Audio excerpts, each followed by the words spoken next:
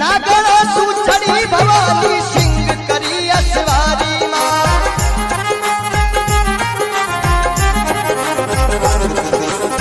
नागण सूचड़ी भवानी सिंह करी असवारी माँ।